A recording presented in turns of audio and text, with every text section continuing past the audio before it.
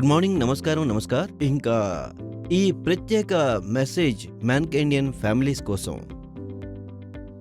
మీ అమ్మగారి కోసం, మీ భార్య కోసం, మీ పిల్లల కోసం ఈ ప్రత్యేకమైన మెసేజ్ ఏంటంటే, గత 2 చెప్పాలంటే నెలల్లో మనం చాలా మంది మ్యాన్కైండియన్స్ని కోల్పోయాం. 2 చోట్ల మనం చాలా ఎక్కువ మంది మ్యాన్కైండియన్స్ని కోల్పోయాం.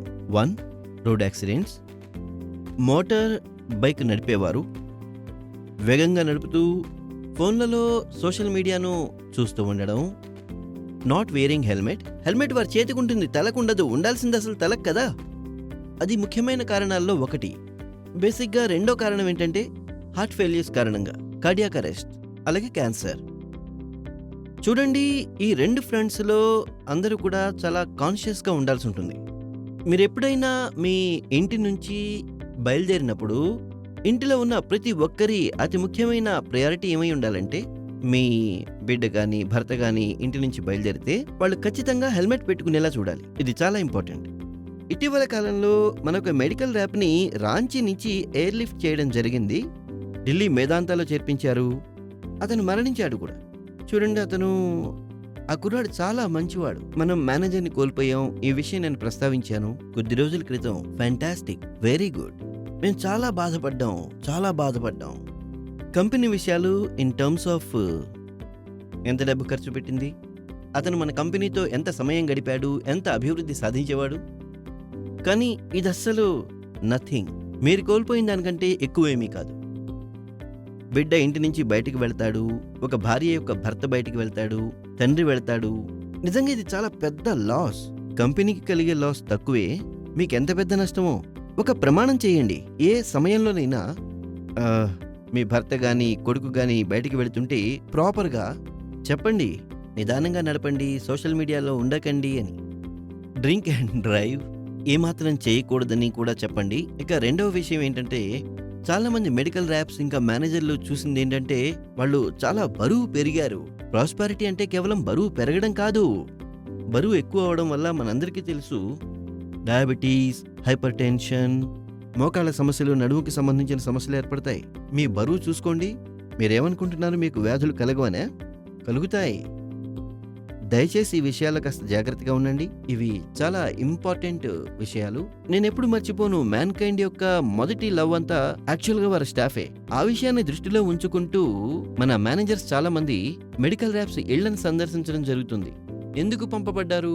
కేవలం ఒక విషయాన్ని అర్థం చేసుకోవడానికి, మన కంపెనీ మూల స్తంభాలైన మన ర్యాప్స్ యొక్క సమస్యలేమిటో, వారు ఎటువంటి పరిస్థితుల్లో ఉంటారు, ఎటువంటి గదులు. అలాగే ప్రతి బిడ్డకి కూడా ఒక ఆస్పిరేషన్ ఉంటుంది, వాళ్ళు ముందుకు వెళ్ళాలి అని. ప్రతి తల్లిదండ్రుల ఆస్పిరేషన్ ఏంటంటే, తమ బిడ్డ ఎక్స్పెక్టేషన్స్ ఉంటాయి, విషెస్ ఉంటాయి, బ్లెస్సింగ్స్ ఉంటాయి, తమ బిడ్డ ముందడుగు వెయ్యాలని. అలాగే న్యాచురల్గా మీ అందరికీ తెలుసు, మ్యాన్కైండ్ ఎలా నిర్మించబడిందంటే లోవర్ మిడిల్ క్లాస్ స్టాఫ్తో. మన మెడికల్ ర్యాప్స్ ఇంకా మేనేజర్స్లో చాలా మంది ఎక్కడి నుంచి వచ్చారంటే లోవర్ మిడిల్ క్లాస్ ఫ్యామిలీ నుంచి. ఈ రోజున వాళ్ళ దగ్గర ఒక ఇల్లు ఉంది, ఇంకా కారు ఉన్నది, స్థలం ఉన్నది, వారికి మంచి మనీ వస్తుంది. కానీ లోవర్ మిడిల్ క్లాస్లో ఒక చిన్న సమస్య ఉంది. వారు చాలా త్వరగా సాటిస్ఫై అయిపోతుంటారు. ఉదాహరణ ఆలోచించండి. మీరు చూసుంటారు, మీ నాన్నగారు సంపాదిస్తూ ఉంటారు నెలకు 30,000 రూపాయలు, మీరు నెలకి 1,00,000 రూపాయలు, 2,00,000 రూపాయలు, 3,00,000 కూడా సంపాదిస్తూ ఉండొచ్చు. మీరు చాలా త్వరగా సాటిస్ఫై అయిపోతారు. ఒకసారి మీరు గనక 20 lakhs వరకు చేరుకున్నారంటే, 15 lakh rupees, 30 lakh rupees, 40 lakhs rupees వరకు చేరుకుంటే అర్నింగ్ బ్రాకెట్, మీరు అనుకుంటారు మీరు జీవితాన్ని గెలిచేశారని, మీరు ఎంతో సాధించారని. కానీ సార్, నేను ఒక విషయం చెప్తాను మీకు. మీరు గనక నేను ఎక్కడి నుంచి అయితే వచ్చానో అక్కడి నుంచి కనుక వచ్చినట్లయితే జీవితాంతం మీ మనసులో ఒక భయం ఉంటుంది, అక్కడికి మళ్ళీ తిరిగి వెళ్ళకూడదు అని. And you have no right. మీరు ఒక క్రైమ్ చేసినట్టు, అది మీకు ఒక క్రైమ్ లాంటిది. ఒకవేళ మీరు మీ పాత మూలాలను మర్చిపోవాలనుకుంటే మర్చిపోయి పని మానేయండి. మీకు రైట్ లేదు. ఎందుకంటే మీరు ఎప్పుడు కూడా మీ పిల్లలు ఆ దశకి చేరాలని కోరుకోరు కాబట్టి. ఆ చిన్న గదుల్లోకి వెళ్ళాలి. ఇంకా ఒక విషయం నేను మీకు మళ్ళీ రిమైండ్ చేయాలనుకుంటున్నా. ఒక వ్యాధికి ఎంత బిల్లు వస్తుంది, ఎంత ఖర్చు అవుతుంది. So please understand. మీరు చాలా డబ్బు సంపాదించాలి, ఎంతో ఎదగాలి. మ్యాన్కైండ్ మీతో ఎప్పుడూ ఉంటుంది.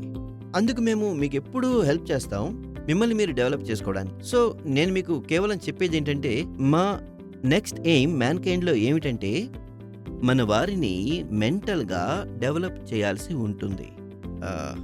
Personality wise. దానికోసం మన లెర్నింగ్ అండ్ డెవలప్‌మెంట్‌లో ఎన్నో కోర్సులు, ఇంకా ఎన్నో విషయాల గురించి మాట్లాడుతూ ఉన్నాం. ప్లాట్‌ఫామ్ స్టార్ట్ అయిపోయింది. ఇది ఒక స్లో ప్రాసెస్, కానీ త్వరలోనే ఇది వేగం పుంజుకోవడం మీరు చూస్తారు. బట్టలు ఏ విధంగా ధరించాలి, పెన్ ఏ విధంగా పెట్టుకోవాలి, ఎలా మాట్లాడాలి, కన్సల్టింగ్ ఛాంబర్‌లో మీరు ఏ విధంగా ప్రవర్తించాలి, ఇవన్నీ కూడా ఇక్కడున్నాయి. ఏ పనులు చేయకూడదు, ఏ పనులు జీపీస్‌కి నచ్చుతాయి, ఏ పనులు కన్సల్టెంట్స్‌కి నచ్చుతాయి, అందులో మీ కాండక్ట్ కూడా ఉంటుంది. మనం వీటన్నిటి గురించి మాట్లాడతాం. బట్ ఇవన్నీ కూడా జనరల్ థింగ్స్. ఈ విషయాలన్నీ కూడా ఇవన్నీ కోర్స్ మేము చెప్తాం. అయితే నేను కొన్ని బేసిక్ విషయాలు మీకు చెప్తాను. బేసిక్ అంటే నా ఉద్దేశం responsibilities of medical wraps and first lines, ఇంకా సెకండ్ లైన్స్, ఇంకా థర్డ్ లైన్స్. ఈ బేసిక్ ముఖ్యమైన విషయాలు మనకు తెలిసి ఉండాలి. నేను మెడికల్ ర్యాప్ అయితే ఒక మెడికల్ ర్యాప్ నుంచి ఎక్స్పెక్టేషన్స్ ఏముంటాయి? వారి నుంచి వచ్చే నంబర్ 1 ఎక్స్పెక్టేషన్ ఏంటంటే మేబీ 330 కాల్స్ అయిపోవడం. నంబర్ 2 ఏంటంటే మీ యొక్క కవరేజ్ 100% అయిపోవాలి. డాక్టర్లందరినీ మీరు 2 సార్లు కలవండి. మీరు సర్వే చేసి రైట్ డాక్టర్స్ని కలవండి. ఇదెంతో అవసరం. ఇక మూడోది, కంపెనీ మీకు ఇచ్చే ఏవైనా రిసోర్సెస్ కానివ్వండి, కంపెనీ మీకు డ్యూటీ అవర్స్ అందిస్తుంది, శాంపిల్స్ అందిస్తుంది, అవి రైట్ డాక్టర్స్ దగ్గరికి చేరాలి. ఇవి ముఖ్యమైన 3 రెస్పాన్సిబిలిటీస్. కాల్స్, కవరేజ్, రిసోర్సెస్ యొక్క రైట్ డిస్ట్రిబ్యూషన్. అలాగే మీకున్న రెస్పాన్సిబిలిటీ ప్రొడక్టివిటీని తీసుకురావడం. మీరు సేల్స్ తీసుకురావాలి. ముఖ్యమైన 3-4 విషయాలు మీ బుర్రలో ఉంచుకోవాలి. దాని అర్థం ఏంటంటే ఇవి మీకు 2 అవర్స్. రెండవది ఫస్ట్ లైన్లోకి వస్తుంది. మరి ఫస్ట్ లైన్ ఏమై ఉంటుంది? ఫస్ట్ లైన్ మనం మెంటోర్స్ అని చెప్పొచ్చు. మరి మెంటోర్స్ ఏం చేయాల్సి ఉంటుంది అనేది మనం మాట్లాడుకుందాం. మెడికల్ ర్యాప్స్ కోసం ఫస్ట్ పాయింట్ ఆఫ్ కాంటాక్ట్, ఇంకా కంపెనీ ఏమై ఉంటుంది? దాని ఫస్ట్ లైన్. బేసికలీ దాని అర్థం ఏంటంటే ఫస్ట్ లైన్ ఖచ్చితంగా మెంటర్ అయి ఉండాలి. టీమ్ బిల్డింగ్, అతని ప్రవర్తన, అతను తన స్టాఫ్కి హెల్ప్ చేయడం, వాళ్ళని ఇండక్ట్ చేయడం, వాళ్ళ సమస్యల్ని సాల్వ్ చేయడం అనేది నంబర్ 1 రెస్పాన్సిబిలిటీ. నంబర్ 2 రెస్పాన్సిబిలిటీ ఏంటంటే ప్రొడక్టివిటీని ఇంక్రీజ్ చేయడంలో, డాక్టర్స్ని కన్వర్ట్ చేయడంలో, విఐపి డాక్టర్స్తో వాళ్ళకి రిలేషన్ ఉండాలి. రిసోర్సెస్ అనేవి సమయానికి డిస్ట్రిబ్యూట్ అవుతున్నాయా, డిస్ట్రిబ్యూట్ కావడం లేదా, ఆ డాక్టర్స్ మీద వీళ్ళ దృష్టి ఉందా లేదా అనేది సెకండ్ మోస్ట్ ఇంపార్టెంట్ విషయం. ఇక మూడోది అట్రిషన్. ఎక్కడ అట్రిషన్ జరిగినా కూడా అక్కడ రెస్పాన్సిబిలిటీ ఎవరిదే ఉంటుందంటే ఫస్ట్ లైన్ది. కాబట్టి ఫస్ట్ లైన్ కనుక మంచి బిహేవియర్తో ఉంటే, అందరినీ ఏకతాటి మీద ఉంచితే అట్రిషన్ రాదు. అది చాలా గొప్ప విషయం. అసలు అట్రిషన్ ఎక్కడ జరుగుతుంది? ఎక్కడైనా వేకెన్సీ ఉంటే అప్పుడు అది వారి రెస్పాన్సిబిలిటీ అవుతుంది. దాన్ని వేగంగా ఫిల్ చేయడం అనేది. ఎంతకాలం పాటైతే అక్కడ ర్యాప్ ఉండరో అక్కడ తనంతట తానుగా అతనే వెళ్ళి 7-8 రోజులు గడపాలి. అంటే ఆ కనెక్షన్ అంతమైపోకూడదు. ఇదండి జాబ్, ముఖ్యంగా ఫస్ట్ లైన్ది. ఇది మాత్రమే కాకుండా ఒక ఫస్ట్ లైన్ గా మనం ఎప్పుడూ మర్చిపోకూడదు. ఇది మన చాలా గొప్ప రెస్పాన్సిబిలిటీ కిందకు వస్తుంది. కొత్త ప్రొడక్ట్స్ అమ్మకాలు ఎలా ఉన్నాయో, ఇదన్నమాట ఫస్ట్ లైన్ యొక్క మేజర్ రెస్పాన్సిబిలిటీ. ఇప్పుడు చూద్దాం సెకండ్ లైన్ మేనేజర్స్ గురించి.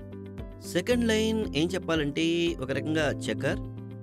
ఒకవేళ మెడికల్ ర్యాప్ డూవర్ అయి ఉంటే ఫస్ట్ లైన్ మెంటర్స్, ఇంకా సెకండ్ లైన్ చెకర్స్. అసలు చెకర్ పని ఏంటి? నంబర్ 1 వర్క్ ఏంటంటే వారు ఆ ఏరియాలో, ఆ టీంలో హైజీన్ ఎలా ఉంది, స్ట్రాటజీస్ ఎలా ఫాలో అవుతున్నారు. హైజీన్ అంటే అర్థం ఏంటంటే లాస్ట్ వీక్ లో సేల్స్ అవుతున్నాయా, డంపింగ్ అవుతుందా, ఎవరో ఒక స్టాకిస్ట్ దగ్గరికి ఎక్కువ సరికి వెళ్ళడం లేదు కదా, ఏదైనా ఒక ప్రోడక్టే సేల్ అవుతుందా, కంపెనీ స్ట్రాటజీస్ ఏవైతే ఉన్నాయో వాటిని ప్రాపర్ గా ఫాలో అవుతున్నారా లేదా, క్యాంప్స్ ఏర్పాటు చేస్తున్నారు, సిఎంఈస్ ఏర్పాటు చేస్తున్నారు, ఎన్ని రకాల స్ట్రాటజీస్ ఉన్నాయి, అవన్నీ కూడా ప్రాపర్ గా ఇంప్లిమెంట్ చేయబడుతున్నాయా లేదా.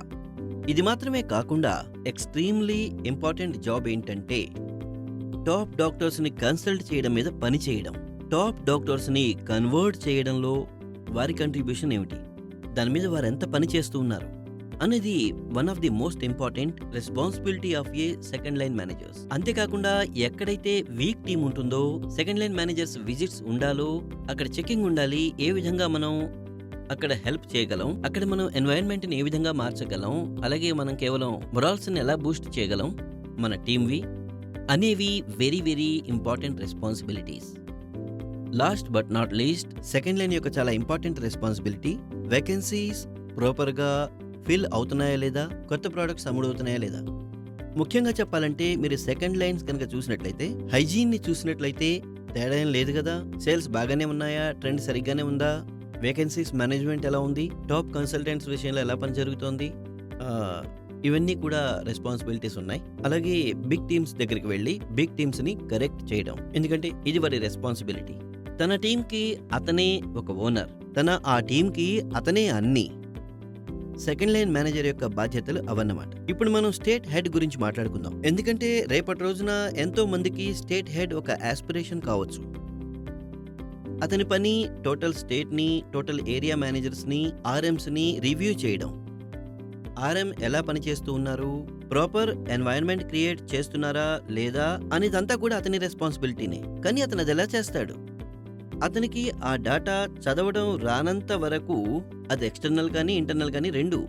బేసిక్గా దీని అర్థం ఏంటంటే అతను వెరీ మైన్యూట్గా డాటాని చదవగలిగి ఉండాలి, దాన్ని అర్థం చేసుకోగలగాలి, ఇంకా దానికి అనుగుణంగా అతను రీసోర్సెస్ ని మొబిలైజ్ చేయగలగాలి. అంటే ఫర్ ఎగ్జాంపుల్ ఏమాత్రం పనిచేయని ఒక స్ట్రాటజీ అనేది ఉంది. ఎందుకంటే మెడికల్ ర్యాప్స్ ప్రాపర్ గా ట్రైనింగ్ పొందలేరు. ఆ మెడికల్ ర్యాప్ కి మాట్లాడడం అనేది రాదు, ట్రైనింగ్ లేదు, కాన్ఫిడెన్స్ లేదు. మన దగ్గర ఉన్న సిఎంఈస్ కానివ్వండి, మన దగ్గర ఉన్న స్ట్రాటజీస్ కానివ్వండి, వాటిలో ఏమైనా ఇంప్రూవ్మెంట్స్ అవసరమైతే అవి చేయగలగాలి. ఎందుకంటే ఆ వ్యక్తి డాటా విషయంలో నిరంతరంగా పని చేస్తూ ఉంటాడు.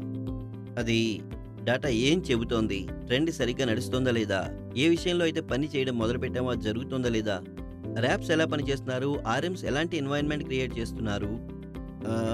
బేసికలీ అది ఒక మోస్ట్ ఇంపార్టెంట్ రెస్పాన్సిబిలిటీ. ఏదైనా కానీ హెడ్ ఆఫీస్ మధ్య ఇంకా ర్యాప్, RM, first line, second line మధ్యలో రోడ్ బ్లాక్స్ ఉంటే ఆ రోడ్ బ్లాక్స్ని ఎంత త్వరగా వారు సాల్వ్ చేయగలుగుతారు, వెంటనే చేయగలుగుతారు. అలాగే వారు రెస్పాన్సిబిలిటీ తీసుకోగలగాలి. లేదు నేనంటాను అలా జరిగి ఉండాలి, నేను ఈ రిసోర్స్ ని ఇక్కడ ఎలొకేట్ చేస్తాను, నేను పనిచేస్తాను, ఇది నా budget, because he's responsible for the whole state.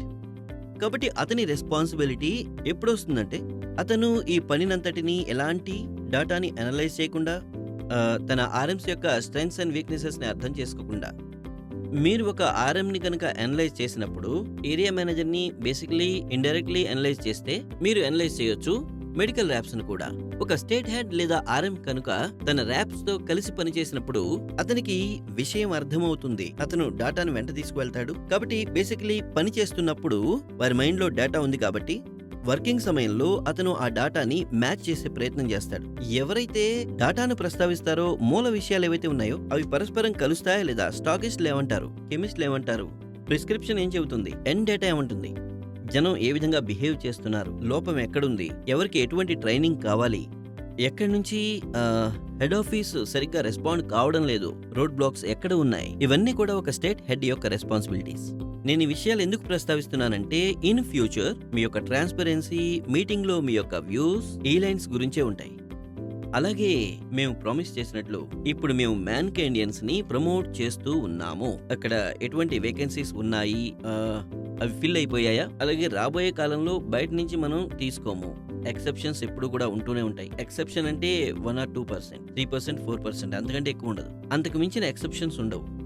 95% మ్యాన్కైండియన్స్ నే ప్రమోట్ చేయడం జరుగుతుంది. అందుకోసం చాలా ముఖ్యమైన విషయం ఏంటంటే మా వరకు మీరు ఈ విషయాన్ని చాలా సీరియస్ గా తీసుకోవడం. మీ అందరికీ రిక్వెస్ట్ ఏంటంటే ఈ బౌండరీస్ ఏర్పాటు చేయబడ్డాయి కదా, నేను ఈ డివిజన్ లో పని చేయను, అందులో చేస్తాను. ఈ బౌండరీస్ ఏవైతే ఉన్నాయో వాటిని బ్రేక్ చేయాలి. ఆ స్టేట్ లో పని చేయను. ఒకవేళ మీరు ముందుకు వెళ్ళాలి అంటే మీరు బయట ఎక్స్పోజర్ ను కూడా సాధించాలి. మేము చూసేది ఏంటంటే ఏ ర్యాప్ అయినా, ఏ మేనేజర్ అయినా ఏ స్టేట్ కైనా వెళ్ళి పనిచేయాలి. ఇంకా క్యాపబుల్ గా తయారవ్వాలి. వారి మెంటల్ మజిల్స్ స్మార్టర్ గా తయారవ్వాలి. టఫ్ గా ఉంటూ పెద్ద పెద్ద బాధ్యతలు స్వీకరించాలి. కాబట్టి ఐ జస్ట్ విష్ ఈ విషయాలను మీరు చాలా సీరియస్ గా పరిగణించాలని, ఇది ఇండియాలోనే నంబర్ 1 కంపెనీ కావాలని కోరుకుంటాను. మ్యాన్కైండియన్స్ యొక్క ఉత్సాహం, వారి ఆరోగ్యం, వారి సేఫ్టీ, వారి ఆస్పిరేషన్స్ అద్భుతంగా ఉండాలి. So I wish you wonderful year, this year and future. All the very, very best. Good luck. Bye bye. Take care.